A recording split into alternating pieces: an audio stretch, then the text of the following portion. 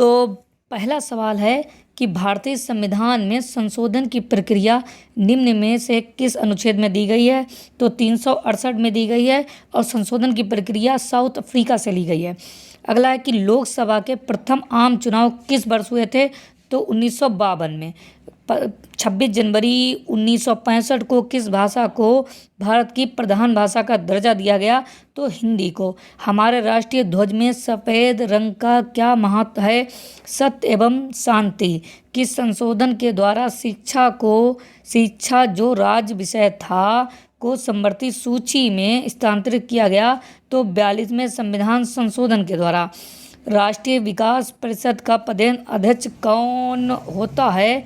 तो यह प्रधानमंत्री होते हैं। कौन होते हैं? प्रधानमंत्री।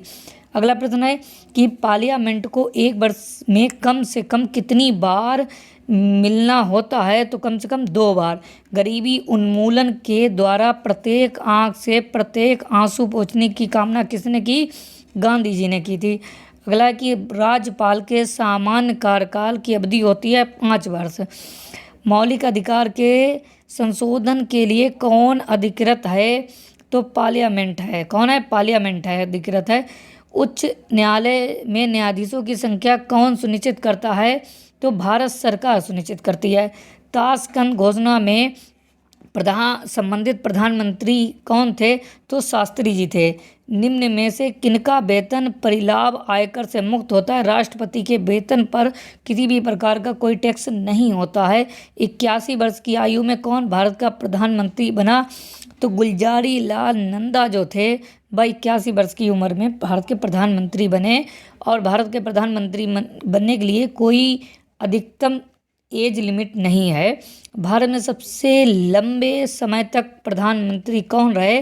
तो सबसे लंबे समय तक मुख्यमंत्री कौन रहे? तो ज्योतिबा बसु रहीं।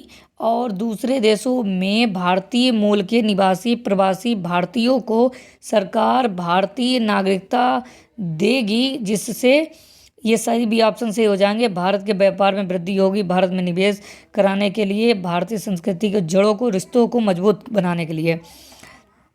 आई होप कि आपको वीडियो पसंद आया होगा।